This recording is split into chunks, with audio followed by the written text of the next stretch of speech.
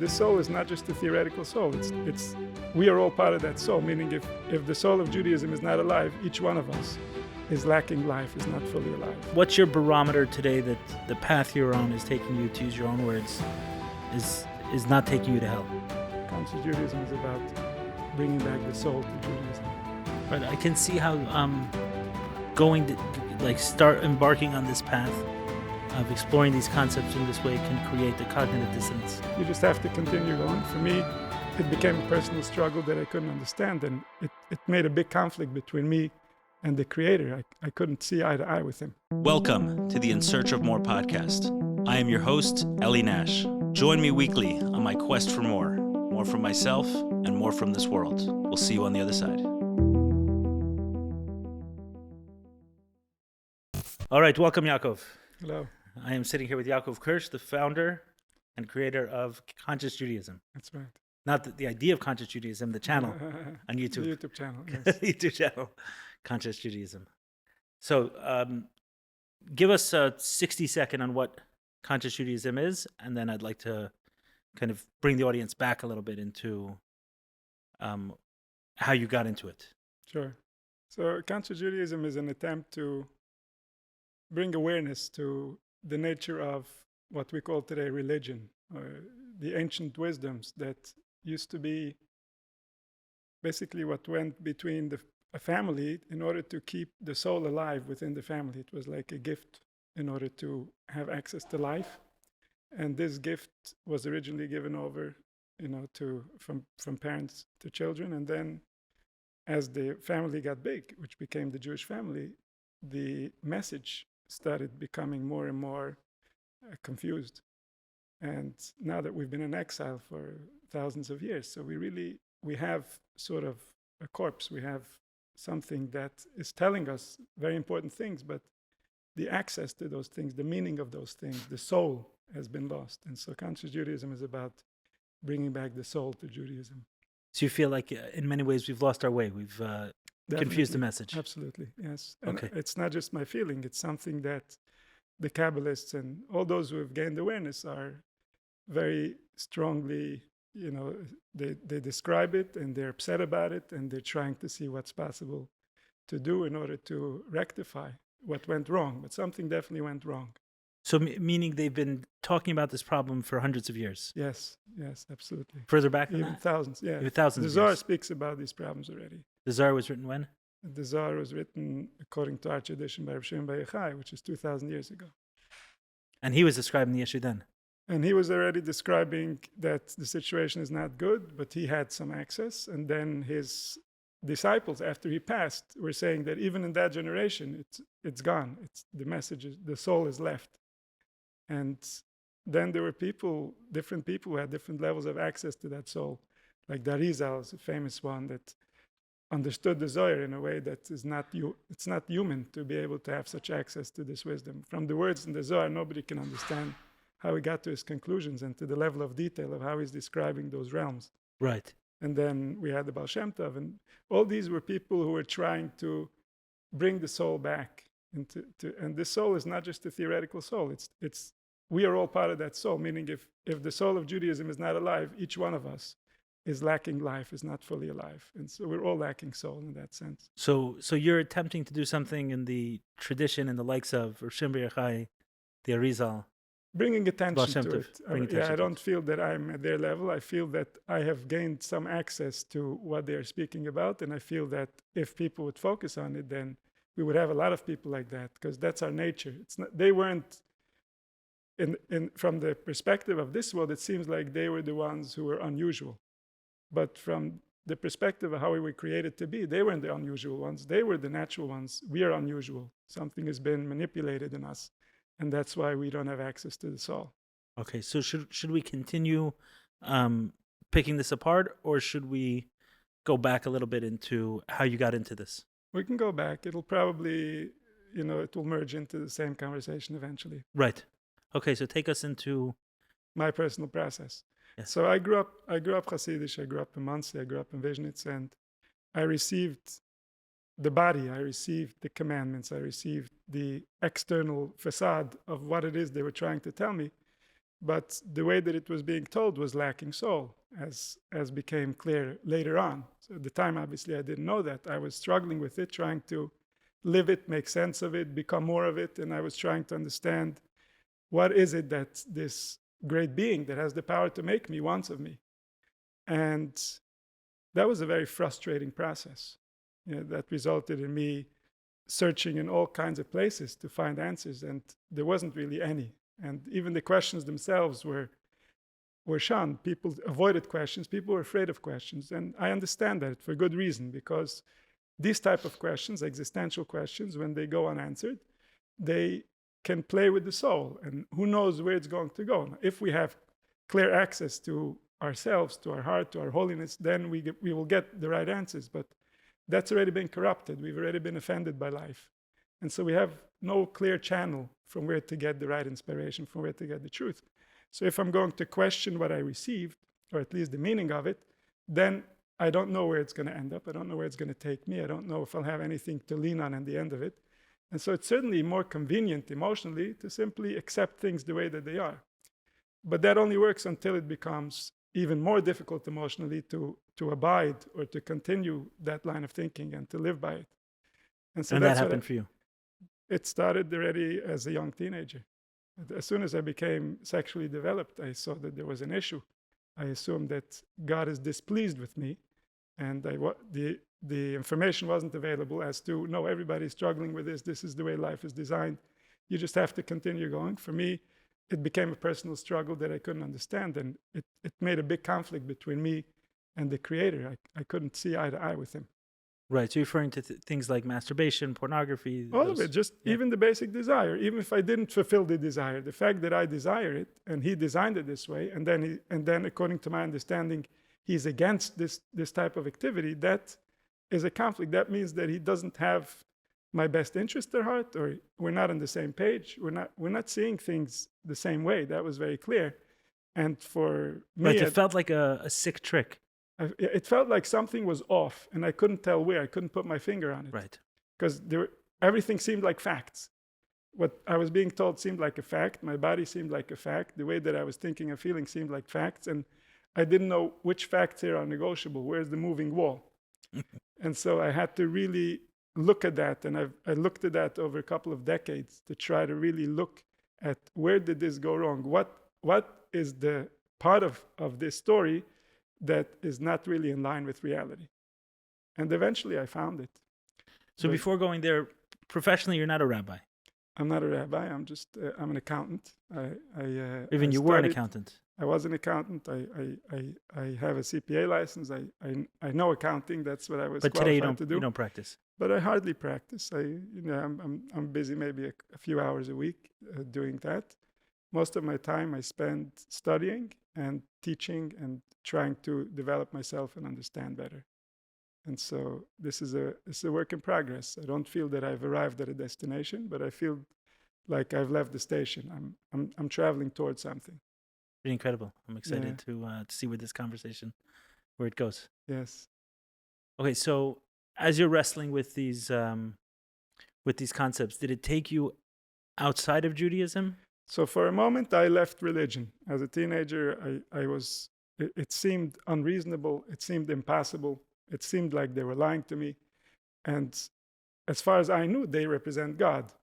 And so therefore, God was not okay anymore to me. He didn't seem reasonable enough to worship. Right. That's one of the challenges of being raised in a religious environment. I had the same problem, is that hearing the word God, I couldn't separate it from the person who told me about God first. Exactly. And this is part of our teaching, is that we were all B'Tselem Elohim, which means that our behavior reflects on God. We have no other way of knowing who God is other than by our experience on this planet. And our experience on this planet is designed and run by humans. And so to the extent that the humans have distanced themselves from the real ways of God, then God seems like He's something else. And that's the scary part, because getting into conflict with Him has so many ramifications while we're in the body, and even more after we leave the body. And it might be that the whole conflict came from a nuance, from a misunderstanding, for something little, or from someone, or from a trauma or something that happened to us. But once our security, once our basic concept of self is violated, there is no telling to where that's going to lead until we heal that wound. So as this took you outside of Judaism, right? Even though it's a very Jewish thing to search, Of but course. outside of the, you know, the box of Judaism that was introduced to you early on, what did you look and sound like? What was, if I would have asked you a question then, how would you have described? I assumed Your that worldview. the world is different than it's being described to me, even though I couldn't tell what it was. And I wanted to figure out for myself. And so I wanted to go into the big world and get to know it directly, because I felt cheated. I felt like I was lied to. And I wanted to know, what are they hiding from me? What's really going on over here? Why is this so complicated when, to me, it feels like it could be fairly simple and straightforward? So where's the miscommunication? What am I missing here? What am I not seeing? Did the questions extend beyond sexuality? It went for the whole belief system, really. Sexuality just made me question the entire belief system. Right. That kind of put the first question mark around the whole. That proves to system. me that something was off. If that wasn't there, then I might say, well, they have a tradition, they received it generation after generation, and they know. And therefore, this is probably the will of God. But sexuality told me, no, this is not the will of God, or God doesn't want you. You can't have everything, you can't have it all based on this belief system. In this belief system, you're going to have to choose if God is okay with you, or maybe these people are not representing God.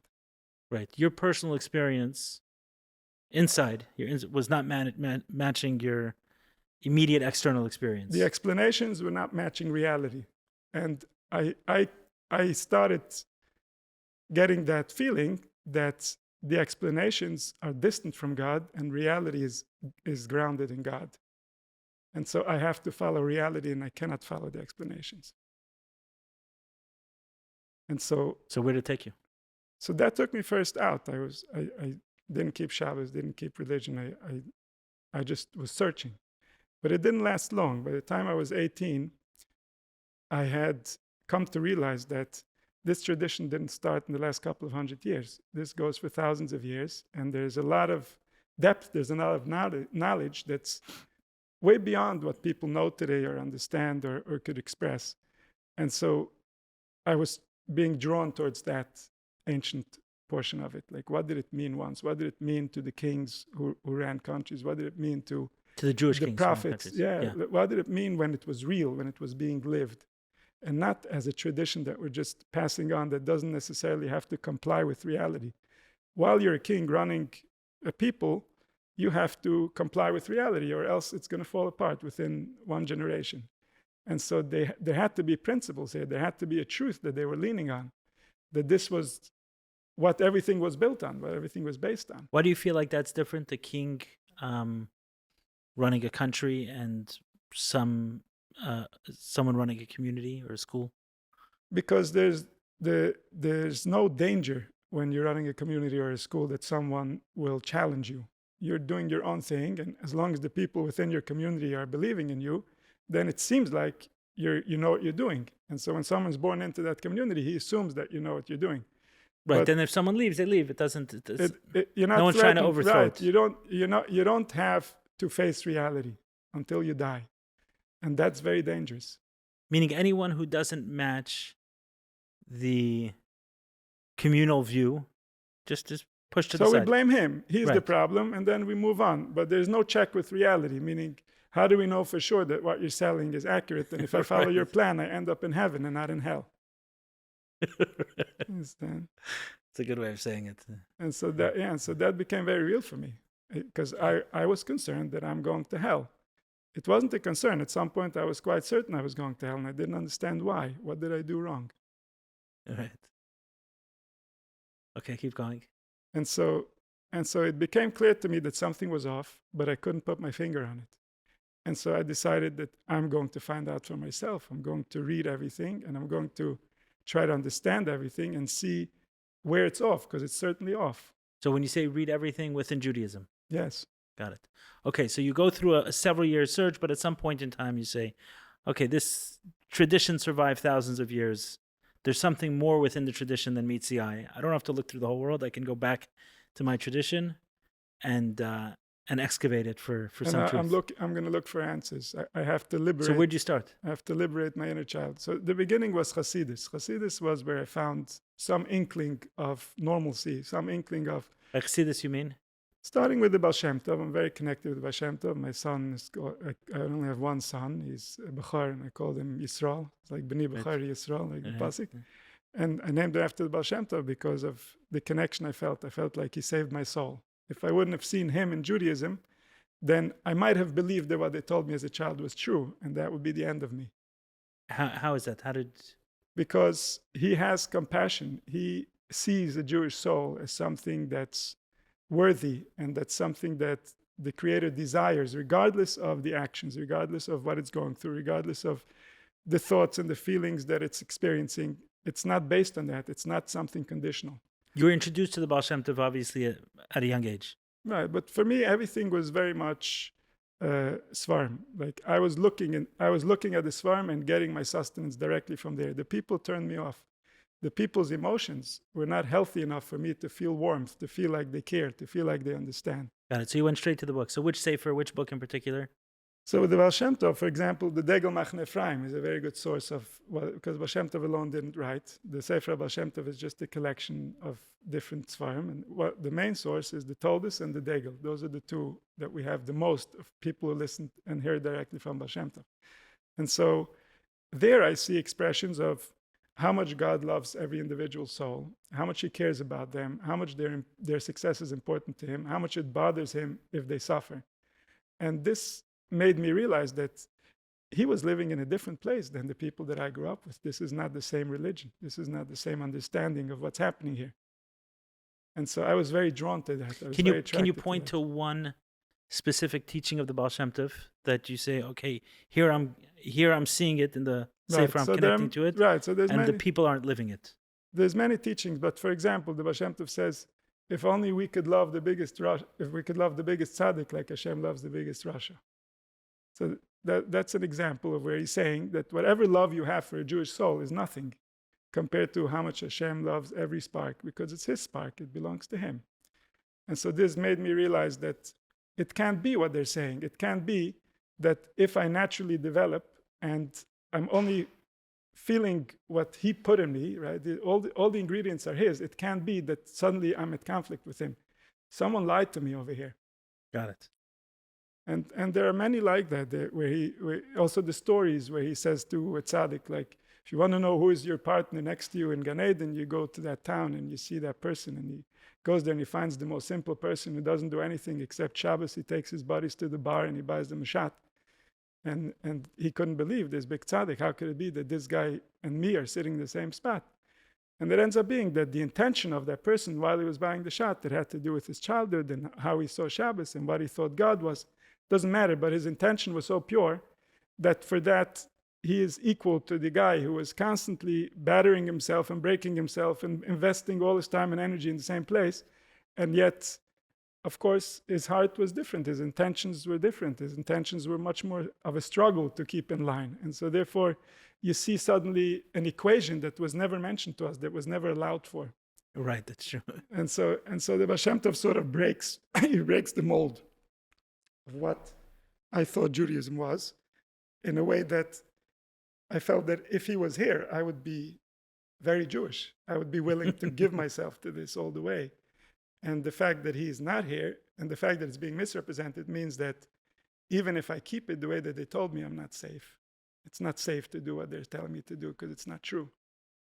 And Vishnus comes from a tradition after the Baal Shem Tov. It's so I'm a Talmud of the Baal Shem Tov, Rabbi Yakov Kirsh Chassid. So it's different than most of the Hasidus that come through the Maggid Mimezich. The Maggid Mimezich was the main disciple of the Baal Shem Tov that took over. And so Rabbi Yakov Kirsh Chassid is a different, and this is why you'll find that prayer is the most emphasized part of the religious service in Vishnitz. That's because Rabbi Yakov Kirsh Chassid was the Baal Tefillah of the Baal Shem Tov. Whereas the Maggid, who was more intellectual, was much more learned and much more developed in that way. And so most Hasidic Svarim have a lot of Kabbalistic explanations and depth. Versus Vishnitz, where it's supposed to be a lot of emotion, a lot of yearning towards the divine, and expressing that in prayer. Got it.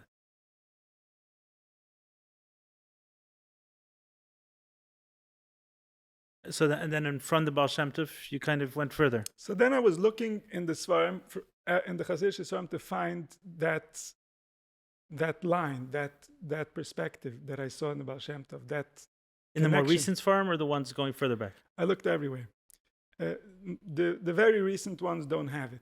The very recent ones, there's a difference I found between tzaddikim who speak from their own experience and between tzaddikim who speak because they read something somewhere. And they're combining and they're creating, and that's an intellectual process.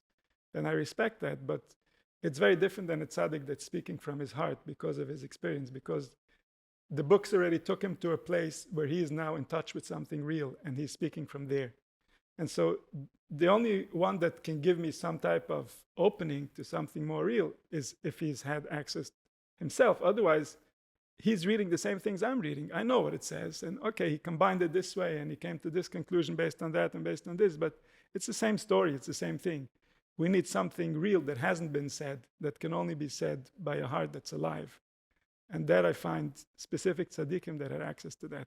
One of the tzaddikim that became very close to my heart, and through this channel is how I opened up to the Kabbalah and eventually I understood the deeper Svarim, was the Reb Matchias Leiner from Ishbitz, the Ishbitzer Rebbe.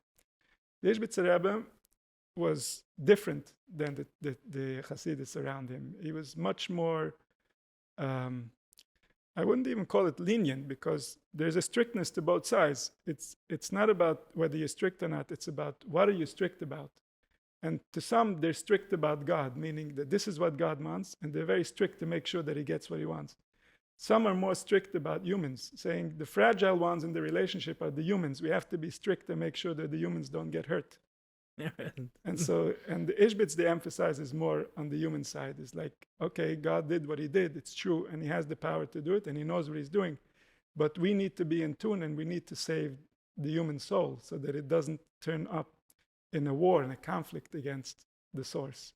Right. Which it can't win, obviously. That destroys the soul. Rabbi Harry Rosenberg, I spent the Shabbos with him once, from Israel. He said to me, I'm machmir to be mekel. Oh, there you go. Yeah.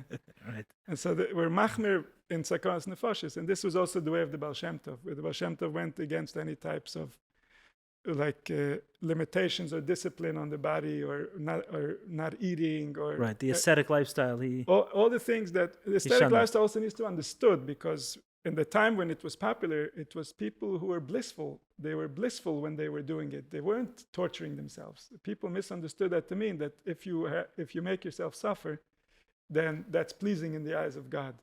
But the ascetic lifestyle was about making the spirit more powerful, and so balancing out sort of the body versus spirit. And they were in a state of extreme bliss. They were in a state of attachment. They were beyond earthly life. And so they were very happy about being with their soul. And so therefore, whatever they did, which might seem to us like they were causing themselves suffering, wasn't the purpose, and it wasn't even their experience. And so there's right. I mean, you have people disconnect. now, you have whole movements now of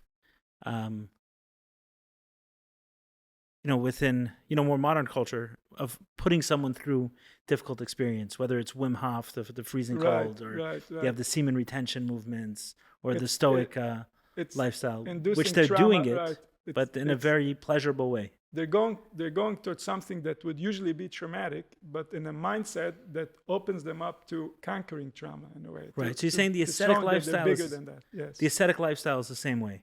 It's a deeper, there's also a spiritual element where they're already in touch with who they were before they came into the body, and they're working for that. And so therefore, they're not causing themselves suffering, they're causing something suffering, something that's beneath them. And it's hard to describe, but that the experience that they have is like what they are is something bigger and indestructible.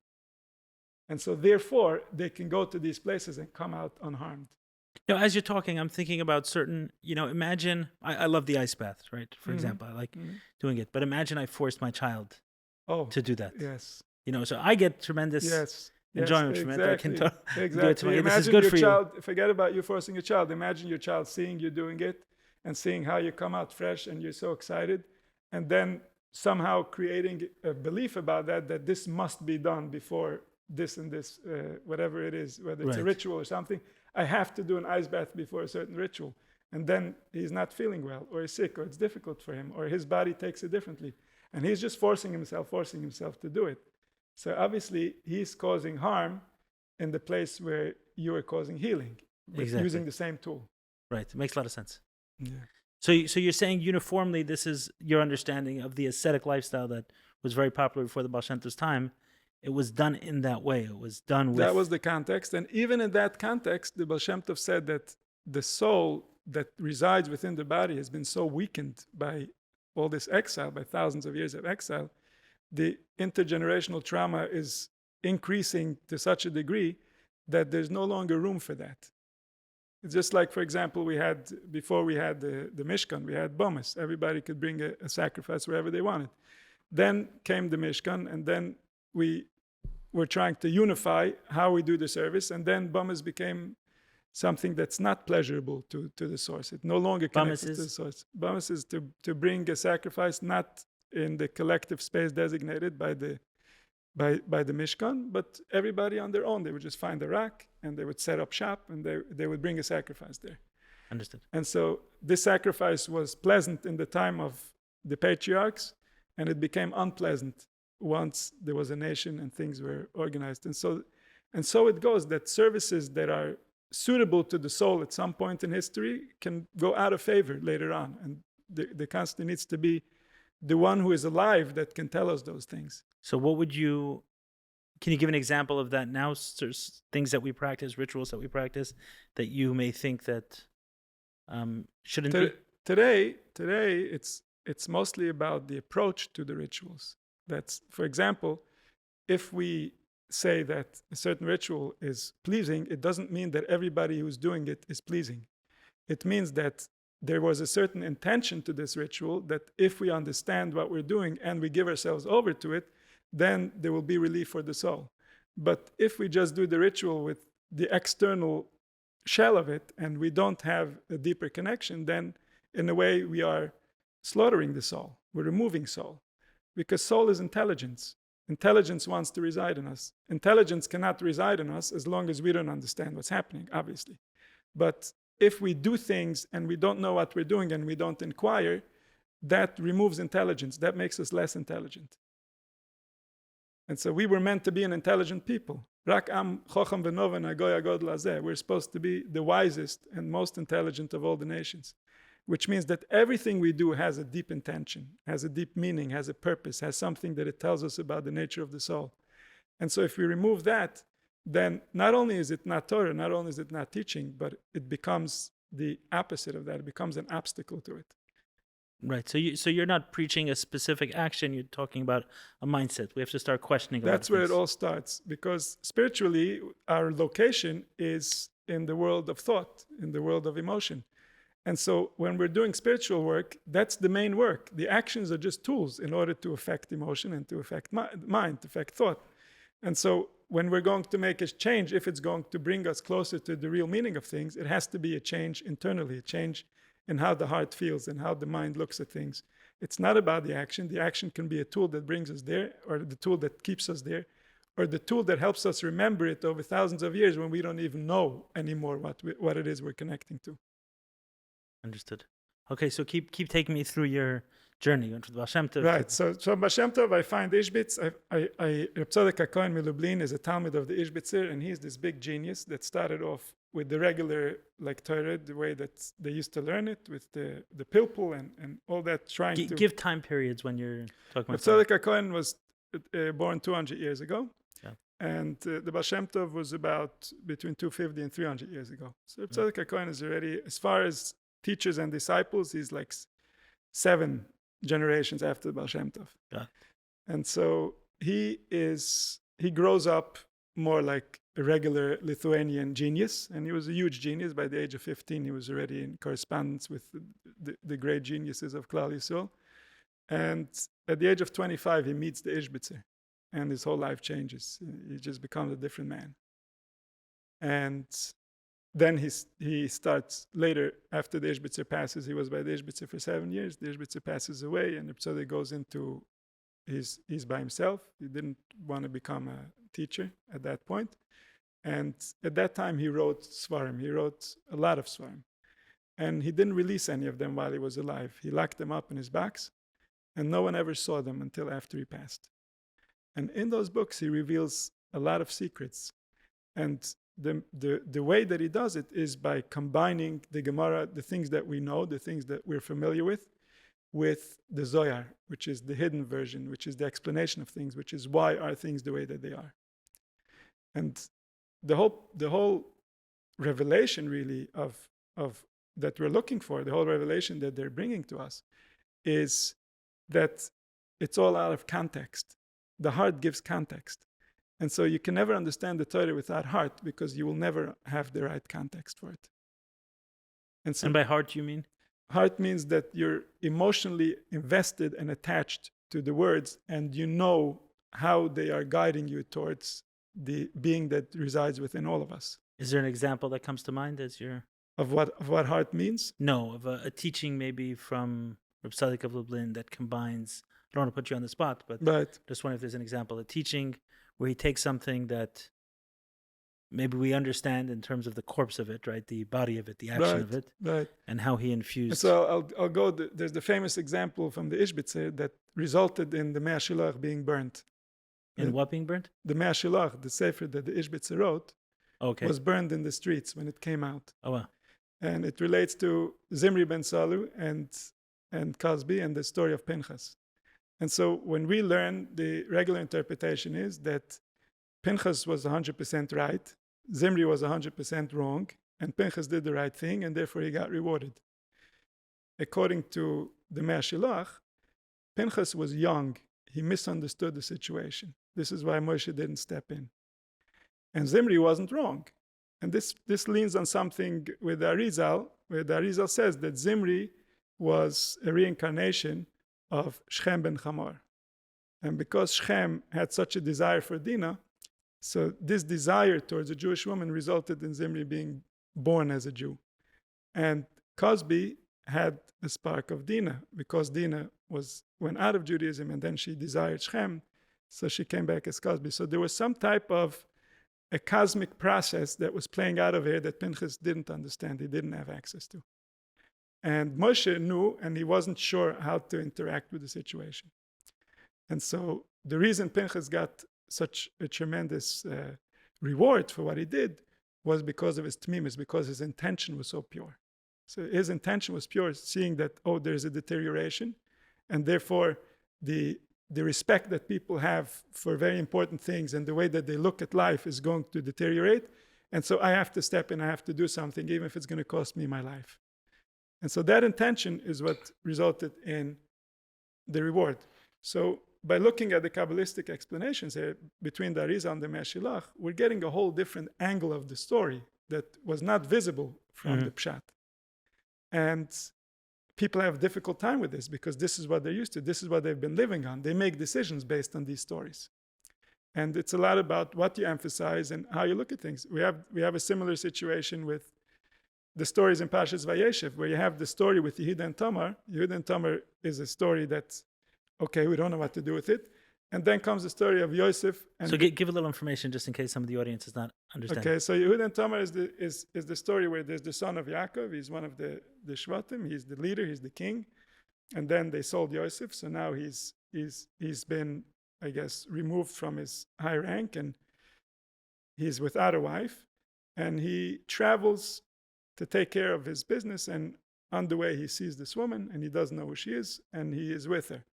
And it ends up being Tamar. Tamar was his daughter-in-law already twice, because his first son died, she married the second son, and now she was waiting for the third. She saw she's not getting the third, so she did this trick, because she knew that she needs to get seed from the house of Yaakov in order to bring some very important things into the world, which obviously resulted in David HaMelech and Shlomo and eventually Mashiach. But on its face, it seems like someone... On its face, it seemed like Yehuda just went with a prostitute. He even promised her pay, and then he sent the pay. It was it seemed like a very base transaction. And this we see in general in the theme of Mashiach, that Mashiach comes through all these different questionable circumstances, like Lot and his daughters, like David and Bathsheba, and like these types of stories where things seem off, and yet this is the path that's going to bring the soul of Mashiach, who is going to explain to us why things seem off, and why the world was created in such a way that things can be off or can seem off, or how can we bring a soul into the world and say that this is illegitimate? How can a soul be illegitimate? So all these things Mashiach has to address. And we're not mature enough to address these questions. So the seed for what's to come has already been planted and it's there, but we're not developing those ways of thinking because we don't understand to that. We need someone who is really alive that will be able to reveal to us the real meaning of things and how the puzzle all comes together. But the point that I'm making is that right after comes a parsha of Yosef and Potiphar, and the wife of Potiphar, and there Yosef is being tempted by the wife of Potiphar, and he somehow manages to overcome, and then he's in prison for 10 years, for 12 years, and then he goes out and he becomes the king. And so we will find many who will take this story of Yosef and start bringing out Lamaisa, how this is supposed to reflect in your life, and how important it is that you're careful, and all these things, which they have their place. But then again, right before that, there was another story who made the exact opposite point. Where is that in the narrative? How does that make sense with everything that's going on? And so in Pshat, people get to pick and choose what they focus on based on what they're used to and what makes them feel comfortable. The Kabbalah doesn't look at things that way. In the Kabbalah, Adrabah, if something doesn't make sense, that's the first place to focus. That's the first place that's testifying that you're wrong. Because all of them together are true. And only where the place where all of them together are true, that narrative is the real narrative. Any narrative where some of the parts don't fit is not real. It's not real even for the parts that do fit. When you say all of them are true, meaning all of them have a kernel of truth, or all of them are pure? All of them are telling us something that is essential to knowing the core. And without this piece, I wouldn't know. So if I don't understand the story of Yehuda and Tamar, I certainly don't understand the story of Yosef and the wife of Potiphar. I can't claim to know, oh no, but this story I understand. This is what it says and this is what it means. No, if Yehuda and Tamar are not understood, Yosef and Potiphar are not understood. Because it's the same explanation that somehow strings in everything and says, this is the truth. Therefore, all these things are in place. Therefore, everything is where it needs to be. And so that truth needs to become clear. And that truth is what has been hidden from us. So as you started finding these truths, what did it do for you internally? In the beginning, when I was searching, like from the age of 18, let's say, till the age of 30, somewhere in my early 30s, 32, 33. Today you're how old? 40. Okay. And so in the beginning, it made me more and more uncomfortable, more and more anxious. Because I was realizing that everybody was off the derech, basically. The Haredim are off the derech, and I don't know the derech. I know it's wrong, but I don't know what's right. And I was scared. Because I know that this is real. I have no doubt that this is real. I have no doubt that what Chazal told us is real. I don't think they threatened us, Tam, because, you know what I mean, to make us conform. There's something behind each threat. And so I felt intimidated by what I'm seeing, and I didn't see a way out. And this was making me more and more not well. And so I had a lot of anxiety. I couldn't sleep. I couldn't eat. I wasn't functional. You felt like you didn't have a role model. I didn't have a role model. I didn't have anything to lean on.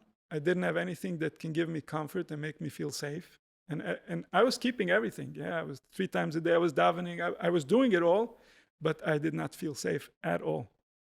I felt like when I get up there, I think I missed something, and I think that my soul's going to be upset. And eventually I found out that I was right. Eventually I found out that anxiety was not my demons running after me. Anxiety was my soul crying. My soul was telling me, you are so wrong, and I don't know how to explain it to you. And so there was something real in my fear. And it wasn't the other side. The other side was what I recorded as a child. Now it was the right side that was crying out. And it was saying, how can you believe these things? How can you live like this? How can you go forward and build a life and tell your children something that you know is not like that? It's very, very different. How do you know you're right? Because I can prove it from the same place that they prove it, which is our books, our Torah, our Svarim. It's very clear. And in the Zohar itself, and in the Kabbalah after, they all cry about the people who learn Pshat and don't connect it to the wisdom. And they say that those who do that are extending the exile, causing suffering, and they're better off not learning at all than to learn just pshat without it leading to side. This is what it says. That's what it says in the Zohar, in the Tikkun Zohar. So how do you explain that this is happening in traditions that were created specifically to refute this? Meaning, the Baal Shem Tov came around in order to refute this idea, and then he had disciples who had other disciples who created communities, and what you're describing is, you're saying, is in conflict with him whose sole purpose was to... Yes. Yeah, and he described that too. There's a story of him. He was with his disciples in the forest, and he walked up to a tree and he started banging his head in the tree until there was blood running all over his face. And they couldn't believe what they're seeing. They're like, this is the Baal Shem Tov. This guy doesn't get fazed by anything.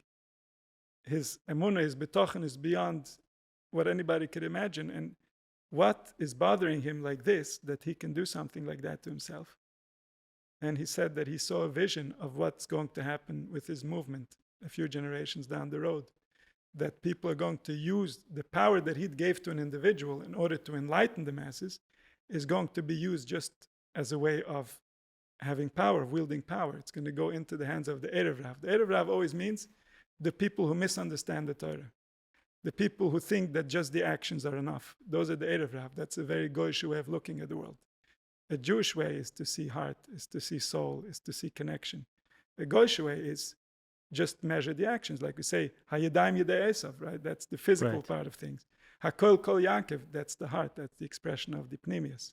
And so Judaism is all about Pnimius.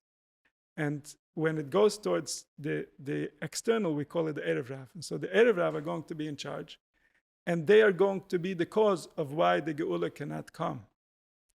And this resulted in him being in such distress.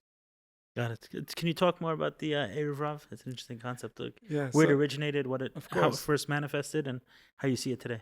And so the Zohar speaks a lot about the Erev Rav. And the Erev Rav goes back to the original sin. And so when Adam Rishon didn't protect himself from evil in the right way, evil entered his mind. And now he started to deliberate between what is he right here, is he wrong here? He started arguing about what already is. And that's obviously a conflict with the Creator. So whenever we are judging what is, we're somehow getting into a conflict with the Creator. And this becomes very delicate, because after we ate from the Eitz Hadas, this is a legitimate activity of discriminating about what is, if it's coming from the Eitz Hadas or it belongs to the Eitz HaChaim. Was it the original intent, or is this something that manipulation caused? Right. And so it became legitimate, but before there was evil, this was not a legitimate way of thinking. If he made it, this is the exact way it needs to be. People try to use it today also, but the Torah doesn't use it that way. The Torah motivates us to fight for the good, and to choose good, and to be involved in the struggle, and not to say, oh, if he made it this way, it's okay. I'm sitting back and I'm letting it happen. Right. So before the Eitz Hadas, that would be the only right approach. After the Eitz Hadas, we have to overcome the evil that we've created. And it doesn't mean the individual. It's a collective thing. We come into a world that's filled with evil, and we have to learn how to identify evil and how to go against evil. And so now, once this happened, the soul, the collective soul of humanity, was fragmented, because parts of it went against reality, part of it is for reality. And this we have as an individual. Every individual has this conflict happening inside of him. Part of him is for reality, part of him against reality. Part of him likes himself, part of him hates himself. Part of him wants more life, part of him doesn't even want to be here. And so this is from the Eitz Hadas. This is the effect. And this comes out in moodiness. So we have sometimes we're in a good mood, sometimes we're in a bad mood. Good mood, the Toiv of the Eitz Hadas is in charge, and bad mood, the Rav, the Eitz Hadas is in charge. But behind all of this is a soul. That's the Eitz HaChaim, is the life force itself that's committed to life regardless, unconditionally. So Klal Yisrael represents the Eitz HaChaim. Klal Yisrael represents this source that's committed to life regardless, and therefore he doesn't judge based on what's coming out. All the texts that we have with laws and with ways of behaving and what we're motivating are not about that we should be judging. It's about directing us so that we know what is our best option. And this is the nature of the midah of Klal Yisrael. The midah of Klal Yisrael is called rachamim, which is tiferes. And what tiferes means is that you strike a balance between the extreme right, which is chesed, where everything is permitted and everything goes and everybody's okay and everybody's accepted, to gvura, which is there is judgment. This is right and this is wrong. This person's in, this person's out. And so once there starts to be these two extremes, the midas rachamim is going to balance it out. And what does rachamim say? Rachamim says, I'm not going to go to chesed where there's no rules and everything's okay. Why? Because then I'm not improving anything. Things are not going to get better. I'm going to go to a place where I recognize the laws, I recognize what should be, but I only apply it in order to better the soul. And so when I'm looking at a soul, I can have a whole list of rules of, let's say, what you can do better. But not everything, if I tell you, I'm going to help you. And so the Midas Rachamim is going to say, which parts of the Gevurah can I apply here in order to strengthen the soul, in order to improve the soul, in order to make things better?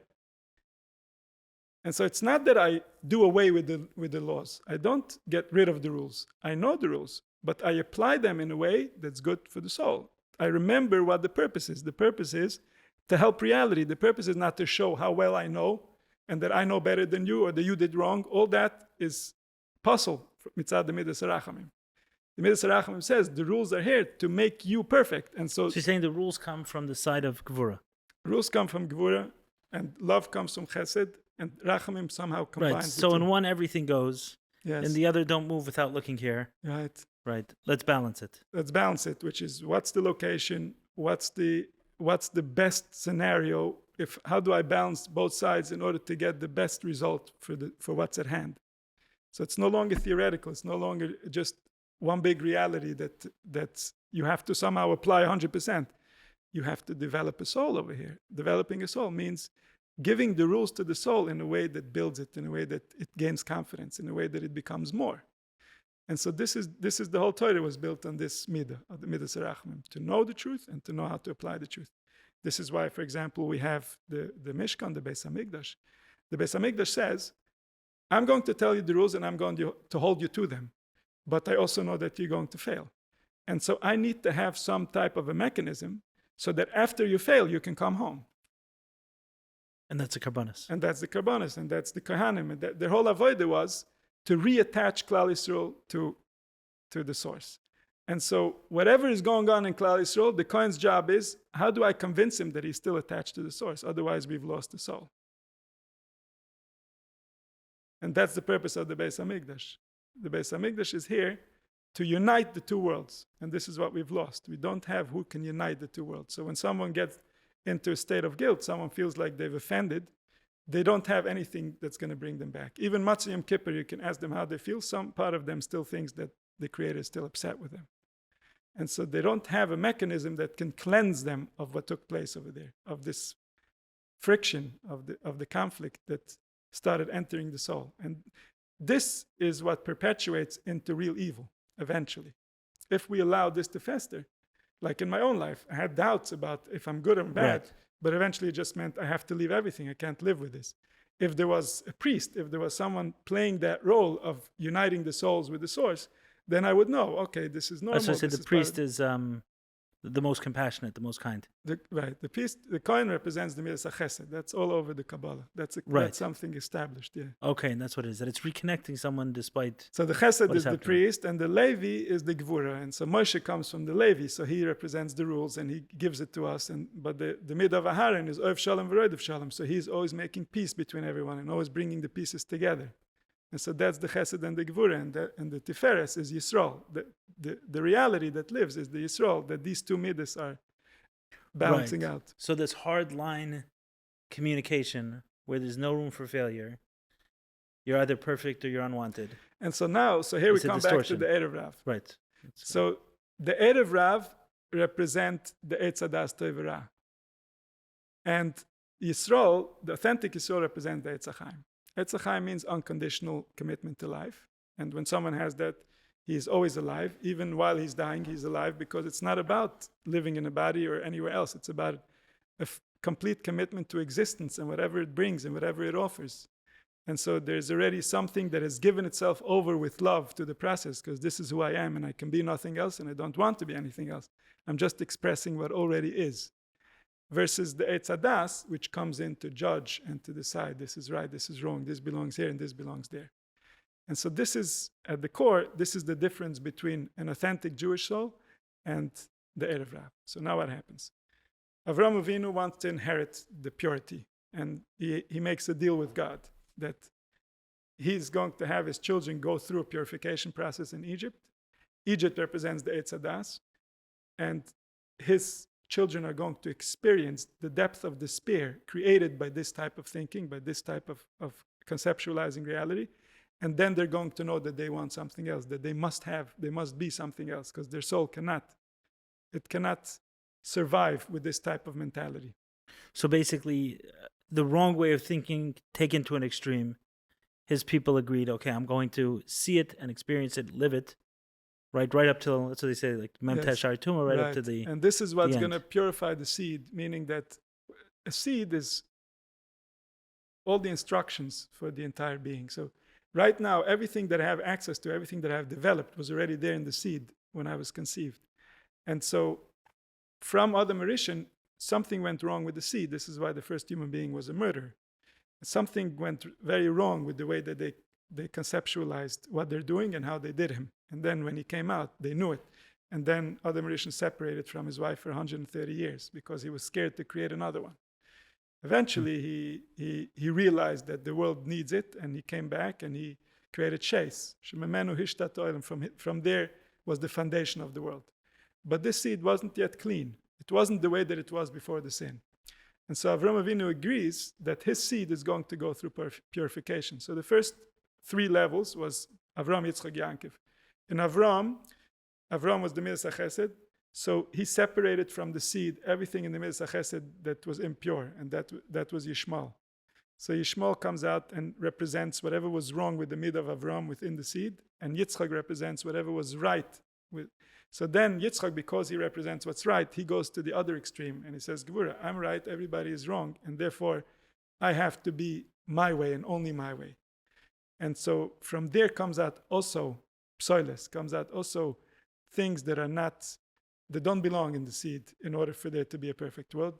And so therefore is Esav and Yaakov. And this plays out with the religions later, right? Where Islam represents Yishmael and Christianity represents Esav.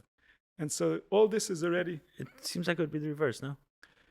In what sense? Islam is more strict and Christianity seems more chesed, like anything goes. Right, we're seeing it today, so we're not getting the full flavor of things. But even today we can see it because it goes to the attributes. It's not based on the rules and the behaviors. This gets influenced by so many things. And so the original Christianity was all about restriction and all against human pleasure, like the aesthetic behaviors that we discussed previously. This was a staple in Christianity. So much so. Right, the priest not marrying. There you go. They looked at human pleasure as something that is offensive to God. And so therefore, in order for God to be manifest on earth, he had to come in without a father, meaning nobody had pleasure bringing him in. That somehow redeems his soul. That makes it better. And that's the opposite of Judaism. As we know, like the high priest has to have a wife. Has to have a backup wife because it's so important to be able to balance the spiritual and the physical. And so that alone, just that thing itself, that they're against procreation, that already puts them on the side of Esav, which is the Malach HaMavis, which represents what's against life. But beyond that, if you look at the behaviors, if you look at Europeans are very stable, but they're bitter, they're turned off. They're not really alive. They don't know how to love and they don't know how to hate. They don't know how to be very friendly and they don't know how to be very angry. They're much more like straight line, always the same, pretty much, a little up and down. Versus the Arabic cultures, which are no discipline, extreme love, extreme kindness, extreme, excitement, and then the other side, murderous, crazy, like there's no balance between the two. So this relates to how the heart is stabilizing itself. With the Midas HaGvura, it's more of a constant symptom, a constant discipline of never going out of line. And the Midas HaChesed, which means no restriction, means that whatever comes into the heart gets Right, full access. Tremendous amount of And passion. so, tremendous amount of- you're right. So in that, and there you can see sort of that this valve is completely open and this valve is completely closed. So that's like the right and the left. But in the teachings in general, we find that the original Christian teachings were all about spreading the religion over the world and spreading it by the sword. And that's exactly what they did. Like all the places that they conquered was conquered by the sword.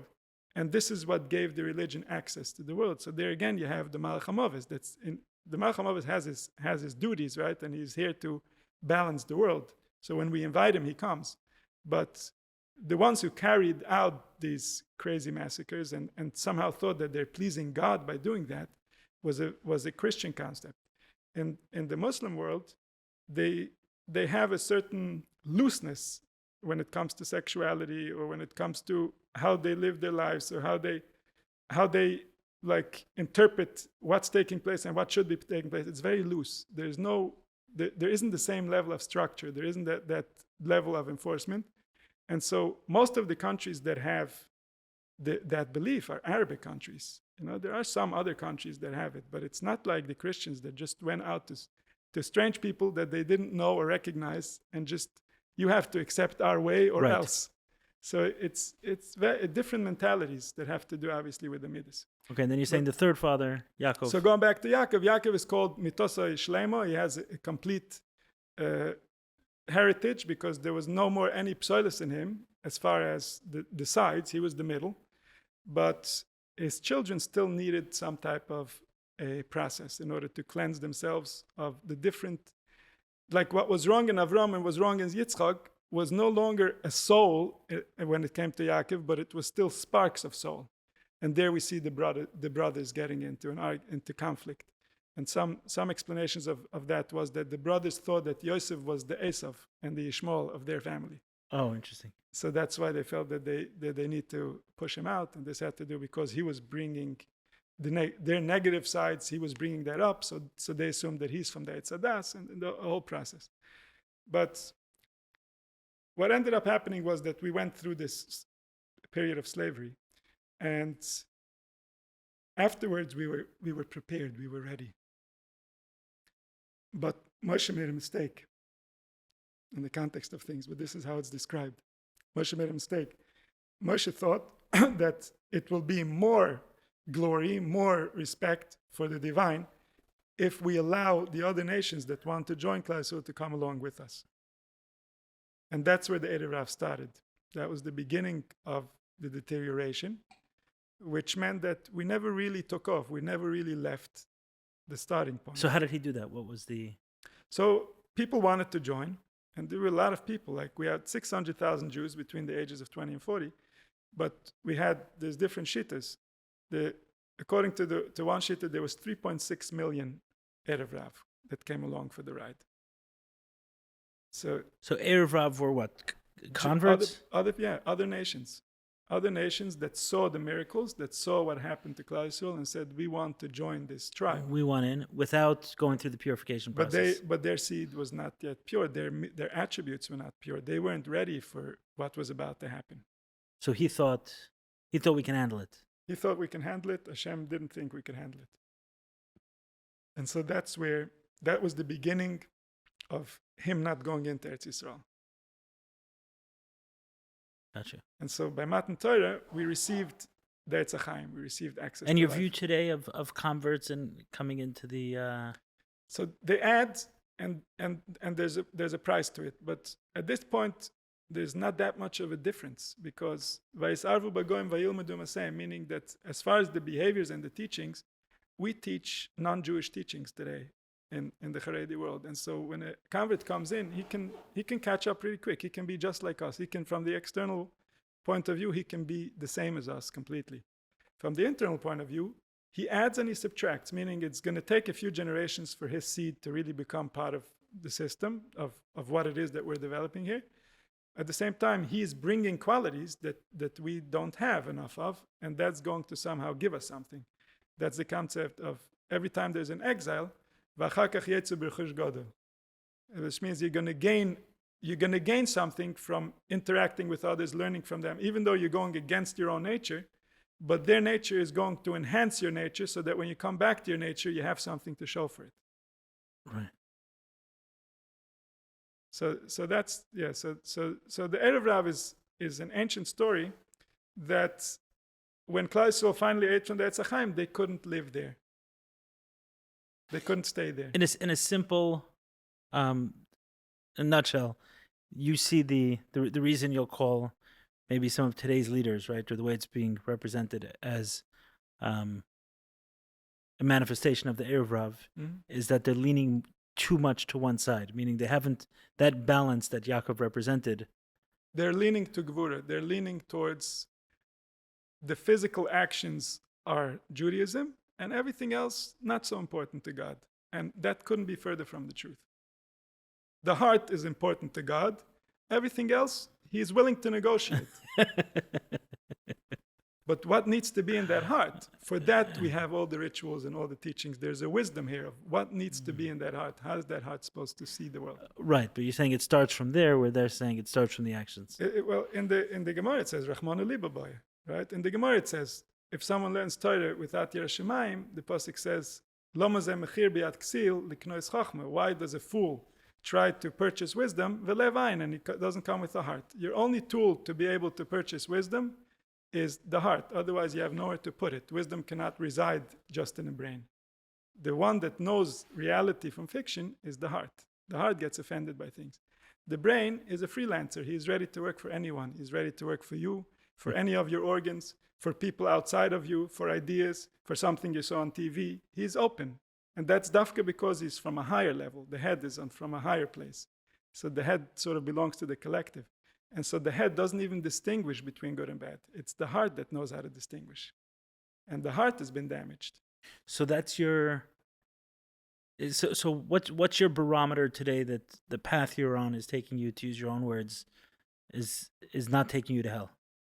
Well, I'm not sure that it's not taking me to hell, but I know that I'm reducing whatever conflict there was between me and the source is being reduced by me learning the original sources like the Zohar and realizing that my soul is very blissful with the truth.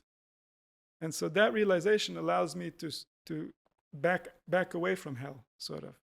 And hell is a very deep place. Like, if you look at the world today, everyone is in hell. Because nobody's experienced real security. Nobody's experienced real love. And some people will say, but well, I'm fine. You're only fine because you're in hell, so you think this is fine. This was not what it was meant to be. If you were fine, then your face would be shining. And you would have praise on your lips all the time about life and the Creator. And if that's not happening, if it's not kol hanshama hallelujah, that means that you're in some type of a conflict. You're in some type, you're not really fully excited, and you're not really fully in agreement with what's taking place. The definition of that, the way that our sources call it, is hell. Hell is the place where we think we are smarter than God, or we think that God maybe made a mistake, or we think that God has forgotten. All this can only happen in hell. In heaven, this doesn't happen. And how do you balance this with being discerning, as you mentioned? Meaning, if I'm seeing something and I'm not okay with it because I think it's not a good part of the world, right? I should change it in much the same way that you're trying to change something by introducing conscious Judaism, right? There's something you're seeing in the world. It says, hey, it's missing this. Let me inject, this little bit of medicine into the world.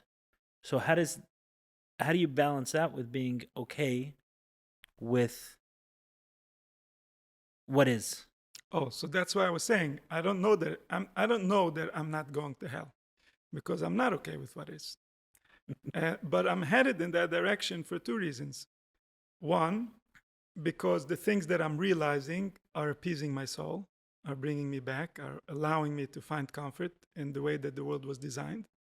And that's always in existence. Even if people are making a mess, it's not the people who decide what reality is. They just decide the circumstances you're going to have to go through.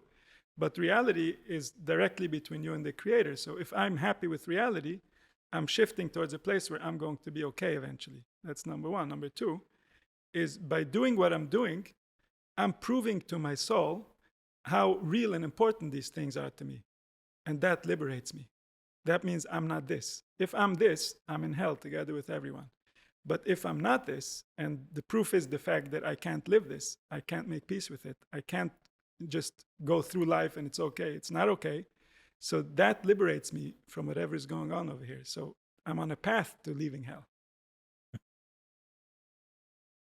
I hear. So I guess maybe one way of saying it is that your barometer is an internal state of peace. Well, that's the way that it's been described to me by the Swarm. For example, speaking about hell, the Zohar says hell represents the gallbladder. And this relates to the nature of how the body works and how the different forces within the nefesh, like within the soul, there's different forces. Each body part has a piece of soul, has a little soul that's running that body part. And it has its own opinions about what needs to happen and if it's okay with it. The big one that we're all aware of is the heart, right? The heart has a reaction to what's taking place. But so do all the other parts. And so when a person gets angry, the gallbladder comes into action. And this is what results in acidity and this, a lot of the things that I was suffering from, anxiety, not being able to sleep, not being able to eat. A lot of it has to do with the liver and with the gallbladder and with the spleen, the forces that are creating digestion, and also the stomach that helps you sleep, right? In the Sefer Yetzirah, the stomach is related to sleep. That's why when we have an empty stomach, it can be hard to sleep. The stomach has to be just right, not too full and not too empty. And so the gallbladder represents hell. And that's because whenever we engage in something against, we're getting food from the gallbladder, we're getting motivated from that.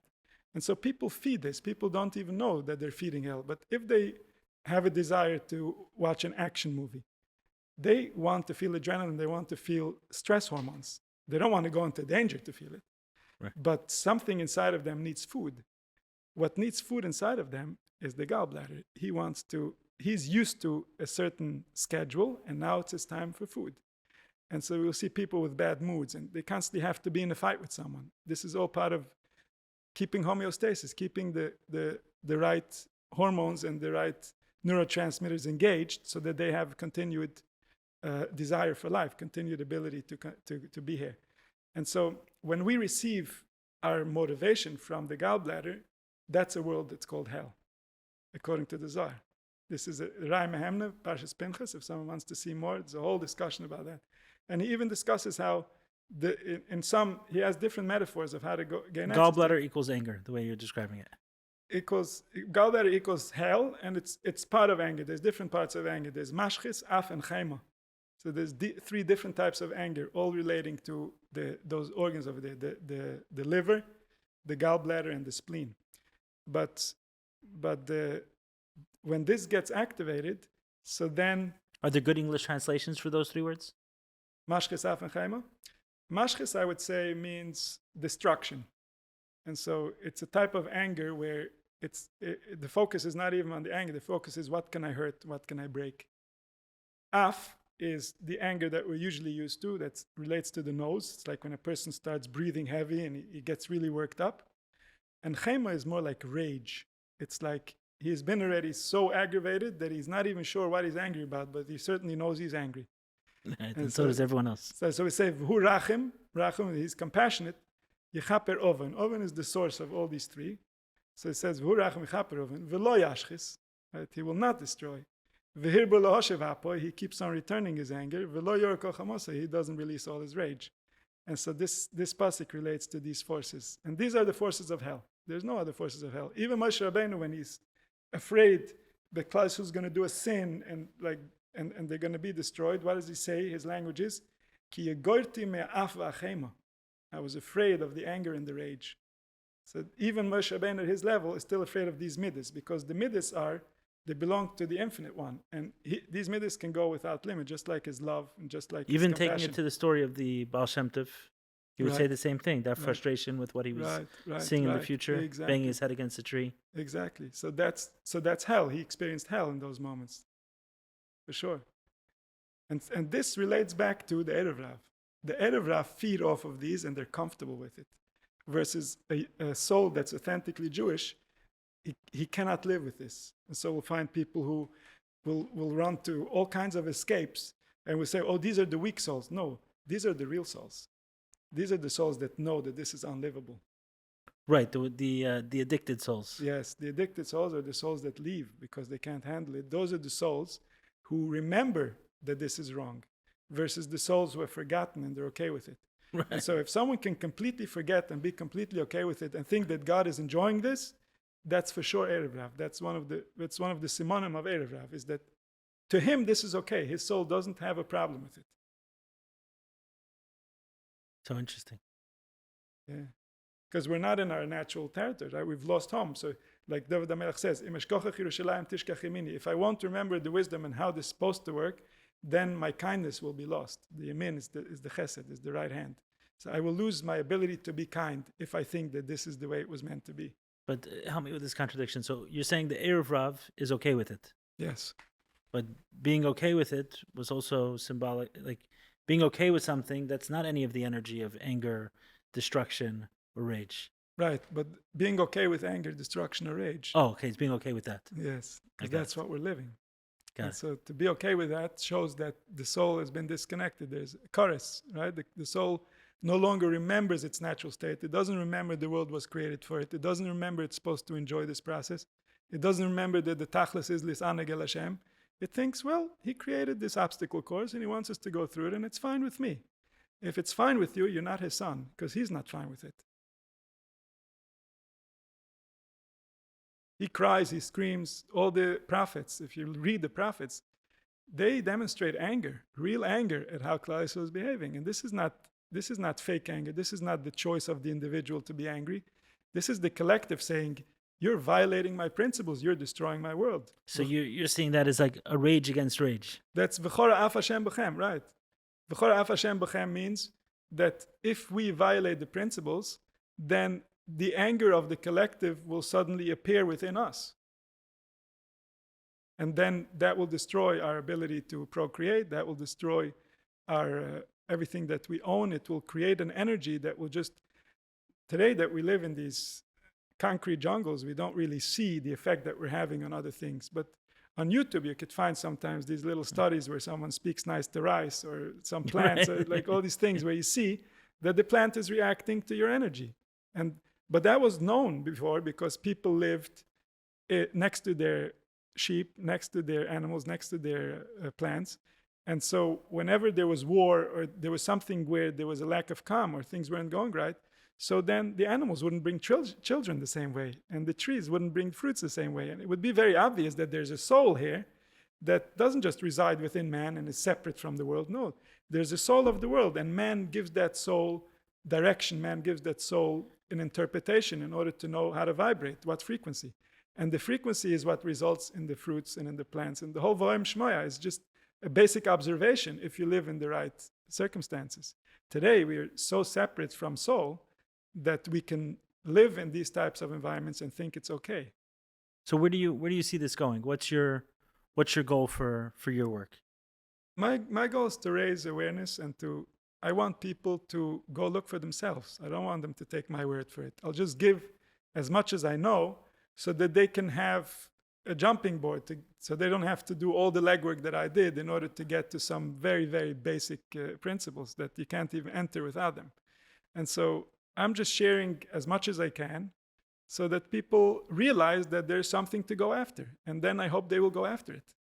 And let them tell me what they found. I'm perfectly Is there a open. possibility that you connected with the rabbis you did for whatever reason, and then someone else will connect with others? Meaning, Absolutely, but I don't think anyone can skip the Zohar. the Zohar. Yeah, my route was Reb Tzadok HaKohen, although there was a lot of other things, but I'll give you, these were the highlights. Reb Tzadok HaKohen, and then Rabbi Avram Abulafia, and then the Zohar. Avram Abulafia is approximately... Avram Abulafia is about 700 years ago, a bit controversial.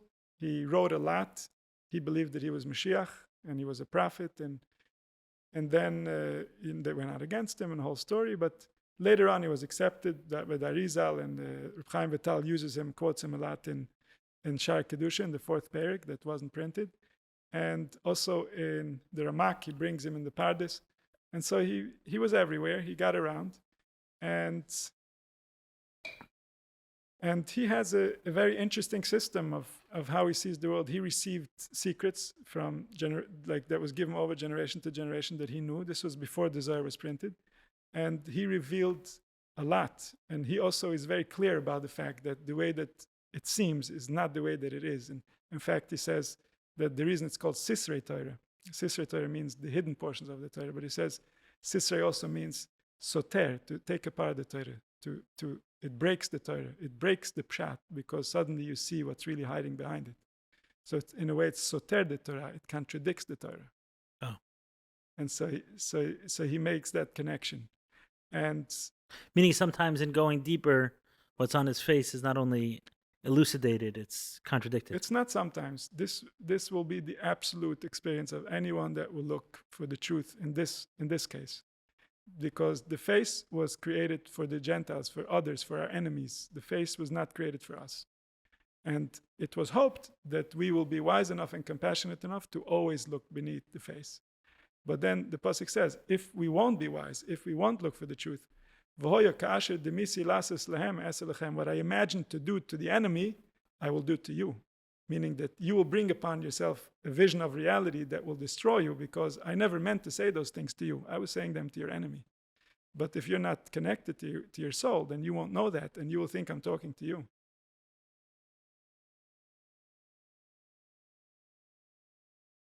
So the Torah is very intimidating, and it has to be. It was given in a time where people killed each other, and people had no problem doing anything. It's not like today where we think we're civilized, so why do you have to be so strict? Well, inside of ourselves, we're not so civilized. In the world of thought, we're maniacs. But in the world of action, we're pretty good. Nevertheless, when the Torah came, people were also in the world of action, wild animals. Like they killed holy people, good people, big people. Like right after Matan Torah, where we have the Erev Rav comes in with the Egel, right? The Erev Rav created the Egel. That's why HaKadosh Baruch Hu says to Moshe, Lech red kishiches amcho.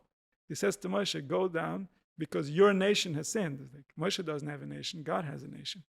So they say, no, it's talking about the Erev Rav. Your people, the people that you chose to bring out, they have sinned now. They have caused trouble. What was their message there? What was the confusion? So what happened was that they realized that they are in direct communication with the divine at all times. And they realized that everything that they do affects all the heavens and all the worlds. And it's consequential beyond limit. And it was very hard for them to carry this burden. So as long as they had Moshe, they felt, okay, we can lean on you. But once Moshe was no longer there, they were intimidated by the amount of responsibility and the direct force that they have to interact with. They couldn't do it. Which had just happened. Well, even when it happened, they weren't ready to go through with it. They were supposed to hear 10 commandments, and they only heard 2. After that, they said, we can't handle this. Moshe should listen, and he should tell us. And so they still needed the middleman. And Moshe said, if you need a middleman, oh boy, the suffering that you're bringing upon yourself. Because no middleman will ever understand you. And so when they looked for a middleman in the Egel, then Moshe made a new luchos. And the new luchos was not like the old luchos. The new luchos was a dead luchos. It was different. It was a man-made luchos. And that relates to a situation where we want to encourage the Erev Rav to take charge of us. Meaning that we want those people who have extra gevura, that they should become our leaders. Because the people who have extra chesed, they will not survive this. If the people who are kind were running us throughout the Galus, there's a lot of things we wouldn't have been able to survive. Kind people don't survive well in a violent environment. And so we need more gevura. We need more people who have muscle. And so the Jews turned to the Erev Rav for leadership when Moshe wasn't there. And now the new Torah was going to give power to these people that they should be able to be in charge until we survive, until comes someone who can reveal to us the real meaning of things. Because Moshe knew that it's not going to last. As soon as we didn't stand the first test of not having Moshe and being okay with it, so he already saw the devastation that's coming. It wasn't possible to avoid it at that point. But I can see how going to start embarking on this path of exploring these concepts in this way can create a cognitive dissonance. Oh, definitely. It must. There's no That is way. the goal. There's no way through. without first having multiple parts and not knowing which one to follow. In fact, Abulafia had 15 years, I think it was, where he had, this is how it started, his revelation, where he had all kinds of spirits and they were abusing him. He was not well. And he didn't have any teacher that will tell him, how do you navigate in the world of spirit? What's the right approach? Because spirits are the forces that come and tell us things. We call them thoughts, but they're not really, they're in our thoughts, but there's something there spiritually that's talking, right? It's a portion of a nefesh, so to speak. But these are angels that are constantly delivering messages, and then based on these messages, other angels get formed, and based on that formation, we come forward with sentences and speech, like even what we're doing now. There's millions and trillions of angels involved in every sentence. Otherwise, who would compare all the data and decide what needs to come forth? I'm busy. I can't do it right now. So it's all happening there, right? Right. And so this process of creation, of dressing up, is something that comes forth from within the soul, and then it takes form, and they're not necessarily in agreement with each other, these spirits. These spirits are created from our attributes, or created by the spheres. Like, so if I have a mid of chesed in me, it means that I have a desire to be kind. I have a desire to connect with you. I have a desire to be understood.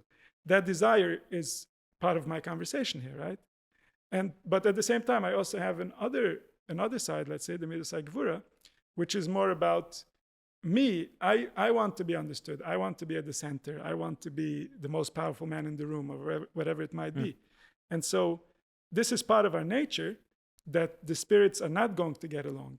And only if my soul is healthy will it be able to somehow unite all the spirits into one collective force. And so therefore we see, like in schizophrenia, it becomes very obvious, where the spirits start arguing with each other. But even if the spirits are not outright arguing with each other, they're arguing unconsciously. They're doing a little ping pong thing. It's always happening. And so this removes our spiritual power, because to the extent that they're in conflict, it means I've lost. They're fighting against each other and cancel each other out. And that's the power of my soul that they're using. So I have less soul. As long as there's conflict in my spirit, I have less soul. And so you see the end state as what? And so I'm saying that in order to leave a way of thinking, a way of how the soul it has to go through this. It has to go through a part where one half is going to say this and one half is going to say that, and then this half that's being built, hopefully, if it's more accurate, it's eventually going to win the other half until they all unite with one message. And that's the yichud. That's what we're looking for. It should happen not only in the individual. We're looking for that to happen around the globe. Meaning that right now there's conflict, and therefore the force that created us cannot reside within, cannot unite. The same thing happens on the individual level. It's a metaphor, one for the other. Understood. So who is there to pick someone up? Meaning, you gave the caution of the Abulafia, right? Which got spun out for 15 years, right? Abulafia also wasn't printed until 20 years ago, because it was so dangerous and so powerful. It was all Ksav Yad, but the Ksav Yad made it throughout the whole world. In the Vatican, you have tons of it, and it was translated, and people worked with it throughout the generations, but it was never printed. But I'm saying these ideas you're sharing, I can see how it can create a lot of conflict. Wake up things, of course. Right. Wake up truth. And it's what you want to do. The truth needs to come out, because right now we're in conflict over the wrong things. We're anyway in conflict, but we're conflict about politics, we're conflict about sports, we're conflict about nonsense and people that cannot help us. So you understand what you're doing? I understand that this is what needs to happen. It's not me that decided to put us in this situation, but I understand that if we are in this situation, we need together to take this seriously and really look at the source material and come to conclusions, because everything is on the line. It's not a theoretical thing. We're already living it, and we don't know how to do it. And so the importance of this is beyond. There's the famous quote of where it says that Arba nechnesu lepardis, right? Everybody knows. And then one of them made it through, Rabbi Akiva, the other three didn't make it. So Ben Azai, he died in the process. So it says, on Ben Azai, it says, the pasuk, Yokar be'ena Hashem amafsal hasidav, that it's precious in the eyes of the Creator when someone dies out of his kindness. meaning that he's looking for the truth and he needs it and he knows he needs it. So even if he dies, that's still better than someone who didn't try. And so I'm not recommending anybody take it to that extreme, but anything we sacrifice for this purpose is extremely valuable in the eyes of the soul. The soul is waiting for us to do this. Okay, so similar to your message of the Baal Shem Tov with the guy in the inn on Shabbos, that very much driven by intention. Exactly. And it says by the Kabbalah, like Reb Chaim Vital writes, that it's not possible someone should come into learning Kabbalah and not make huge mistakes on the very basics of belief. Because as he's learning and he starts thinking about things he never thought about, he's going to make very big, substantial mistakes. And yet he says, we must go through this process, otherwise we can never get to the truth. And the belief that we had before, we're not better, it's just that we're not aware. The belief that we had before, not better, it's just that we're not aware. So the lack of awareness doesn't save us. The lack of awareness is what allows us to stay asleep. And so I want to bring this awareness. And even this awareness, I don't force it on people, I make it available. So whoever feels that something is calling them, and usually it's people who've suffered, so then there's an alternative to be able to follow and to try to see where it takes you. Okay, if someone wants more of this on your my channel, Conscious Judaism. We have a lot of material in English and in Hebrew. And then you do stuff in person, you do stuff otherwise? I go with the flow. I don't have any specific way of working it, but wherever I feel that there is going to be benefit, so I go with that. Like speaking with you, for example. Okay. Did you get what you came for? We'll find out. I didn't come for anything specific. I came to speak with you, and I think Thank you very we much. had a nice conversation. I appreciate it. Thank you. You definitely have me thinking about a few things. Amazing. So a few conflicts in my Amazing. head. We woke some things up. What? We woke some things up. Yeah, which is good. Who was I talking to who said, Gedalia Fenster, who said that, I think he was quoting someone else, that if when I speak, I don't make people a little bit nauseous, then I didn't do the right. Right. Well, especially today. That's basically the message, is that we're asleep, but we're asleep in a jungle and we can be eaten. So we have to wake up and move to a safe place. Right. Yes, I'm very much asleep to the fact that we're asleep. Right. But I think there are parts of your soul that are aware that you're asleep, and especially that there's a part of you that feels uncomfortable with what other people are doing. So that alone tells you that something is not fully awake, whether it's you or the others or both. And so there is certainly something that desires to know. And that desire to know is the part that's still awake. And that's how the Zohar describes the awakening of the soul. So it says, there's someone there who asks his teacher, he says, when we speak about this intelligent soul, where do I find this intelligent soul? And so he said, when a person develops and he becomes aware, and suddenly he starts questioning what is going on here, who made this, why did he make it, that's the awakening of the soul. So you want to encourage exactly what was discouraged for you? Absolutely. Yes, the questioning. Because I know what's on the other side. I know that there's a truth. And so for them, they were afraid of it because they didn't know there was a truth. So then if you question it and you don't end up in the truth, it really is dangerous. But once you also the process is potentially dangerous as well. Dangerous, I think there's something else also. Psychologically, yes, but spiritually not, because this is what he wants. This is what is pleasing to him. Right, I understand that. But yes, of course, there are different dangers. Dangers socially, like other people, and people who are already ingrained in these beliefs. Like, for example, when the Baal Shem Tov came out with his way, a lot of things happened. A lot of big fights happened. Yeah, he himself was put in cherem. He was excommunicated from Judaism, basically. That's what people wanted to do with him. Well. But also the Ramchal, like anybody who had some truth to share. And then families broke up, and people couldn't get along anymore, and shuls broke up, and people got divorced, and because suddenly what was established and real to everyone, and this is the way we do it, was questionable, and then it starts opening up things. But if we know that what's happening now is wrong, we have no choice to stay asleep. That if we believe that he is real, then we must face him like we face everything real. Okay, I think you probably woke up a few people today. Right. I know you have a flight to catch, so all right. Amazing. Safe trip back. Thank you so much for joining us here. If you're ever back in this area, this area, amazing, in the ranches, come visit. Sounds amazing. Thank you so much for the opportunity. Appreciate it. Thank you.